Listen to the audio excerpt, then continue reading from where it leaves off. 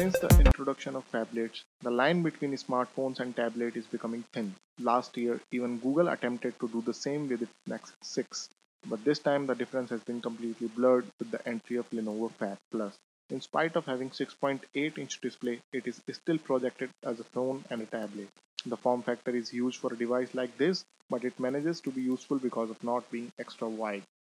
Bezels are of course present and noticeable, however, the limit width is surely helping the device to meet the purpose. Its aluminium metallic body dominates the overall design standard with sturdiness.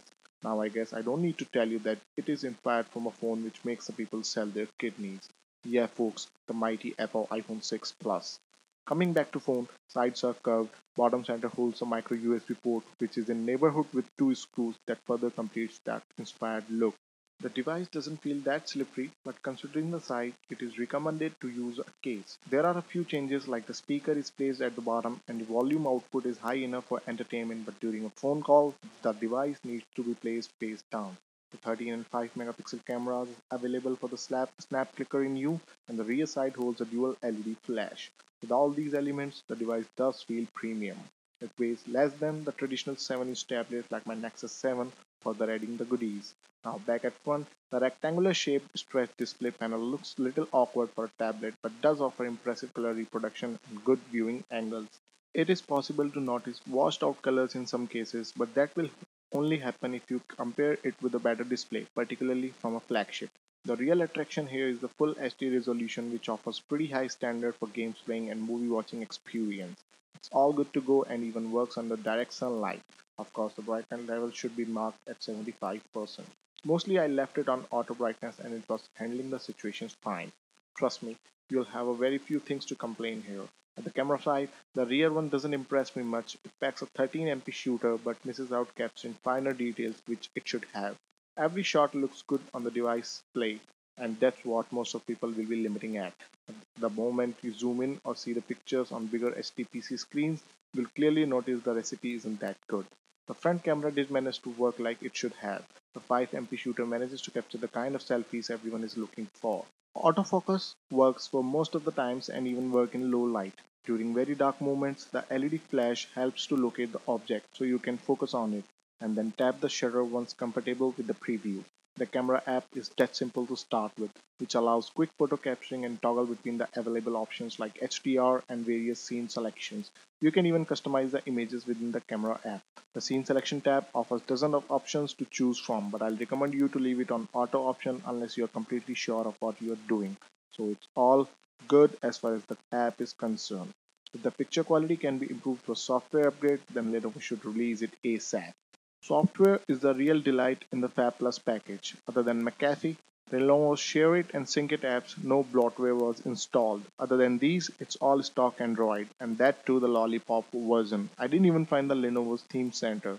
You don't need to learn any new UI if you've used the pure Android earlier. It also helps the device to perform better being operated by the lightest possible software version.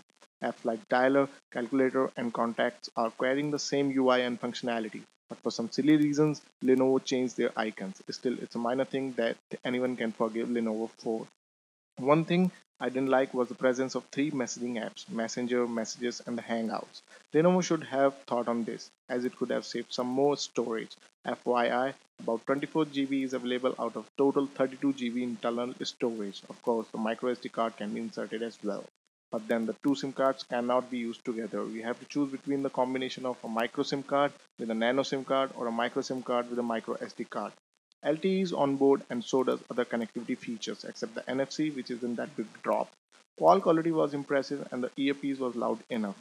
I did face call drops, but we all know that the device isn't culprit here. It's the network quality issues across the country and Try is already making an effort to fix them. At the performance side, until you are running a lot of heavy apps, you'll never find any glitches. Lenovo did push a software upgrade of approx 1 GB, which brought some performance and security improvements which were helpful.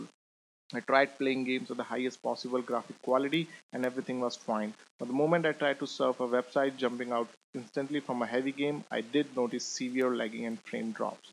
But then the combination of Snapdragon 615 chipset with 2 gigs RAM isn't meant to deliver that snappy performance all the time. It has its moments and that's all you have to satisfy with. Although all is well during normal usage, but at those battle moments, it tries all it can to bring things back from the chaos. From normal to average users, you won't find anything to complain. Design isn't the only thing Lenovo found copying from the iPhone 6 Plus, as it did same with some software tricks too. There is a reachability kind of feature which can be triggered by a gesture. You need to draw C on the screen and the whole interface will narrow down into a single-handed usable size. It moves around the corners according to the orientation, that is, the way you are holding it. It does work in most of the situation and comes out as a handy feature. Smart shortcut option is also present, which once enabled will bring a set of useful shortcuts in a little transparent circle. Tap on circle, which is always available on the top of any app or game you'll find. You'll have those shortcuts ready to fire up. You can even set the transparency and can also add custom shortcuts to further personalize the feature. Now the most important thing, the battery life. To make it run all day long, Lenovo has packed a 3500 mAh battery. It turns out to be an excellent decision so far. During testing, it lasted between 5-6 hours with continuous movie watching, game playing, voice calling, browsing, and all kind of heavy usage. For recharging, it needs at least 3 hours, which is completely fair considering the big size battery underneath. I did miss the fast charging here, but then I said, hey, Lenovo is charging 20,000 only, I guess. You should buy it for premium build quality, very aggressive pricing, tablet side full HD display, which is every bit useful, stock Android experience, and an all day battery life. Things hurting the device are the mediocre camera and not that snappy performance, but we are talking of a mid-range device which always comes with both pros and cons. The major question you should ask before buying it is how you are going to carry it outside the home. Being a phone, it needs to be available all the time, and being huge, chances of breaking it are high. So if you are looking for a device of this type, budget is fixed at 20k, and somehow you have mastered the art of handling tablets outside the home, then you need to visit Amazon.in and get it.